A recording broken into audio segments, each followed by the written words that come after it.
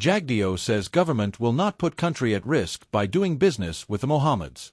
News source Guyana, Vice President Barrett Jagdeo addressed concerns regarding the Mohamed family, asserting that the government of Guyana will not compromise the country's financial system to appease the business magnate Nazar Mohamed and his son, who were sanctioned by the U.S. government last year.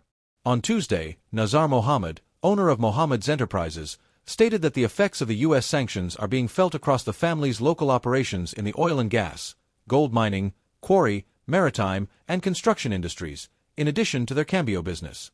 He expressed that while the family understands that U.S. companies must cease operations with them, it breaches their constitutional rights as citizens of Guyana to be excluded from doing business in their own country due to these sanctions. The government has cancelled and refused to renew several business licenses for the family. At a Freedom House press conference today, Jagdeo responded to the Mohameds' claims of being targeted by the government. Mr. Mohamed falsely believes that the PPP would risk the future and interests of all the people of this country for him because of some past association with Chedi Jugan. We will never prioritize the interests of a single individual, especially one accused of illegal activities that led to U.S. sanctions, Jagdeo stated. He added that the country's financial system could have been severely impacted if the Mohameds' cambio license had not been suspended after the U.S. imposed sanctions. We could have faced a complete shutdown of the financial system if the Mohameds had continued to own a cambio license. The banks would have cut ties, and our banks could have been subjected to U.S. sanctions as well, he explained. Jagdeo further noted that Guyanese banks could have lost correspondent banking relationships for continuing to do business with the Mohameds. He emphasized that the government cannot engage in business with the Mohameds, as it would expose the country to U.S. sanctions. Nazar Mohamed has claimed that, to his knowledge, no one associated with his son Azruddin or their family has been sanctioned or had their U.S. visas revoked due to their association with the family or their businesses.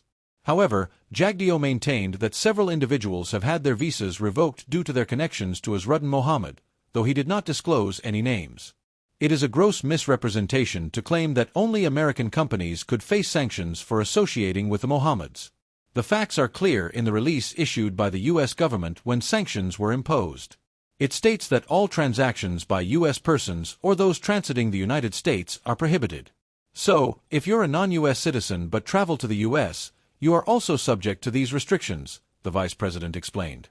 In announcing the sanctions in June 2024, the U.S. Treasury Department warned that financial institutions and individuals engaging in certain transactions with the sanctioned entities may expose themselves to sanctions or enforcement actions. The prohibitions include the making of any contribution or provision of funds, goods, or services to or for the benefit of any designated person, the U.S. Treasury Department stated. Jagdeo noted that instead of addressing the allegations against them and their companies, Nazar Mohamed has claimed to know of a Guyanese businessman buying gold from Venezuela to sell to the local gold board while depositing hundreds of millions into a local bank.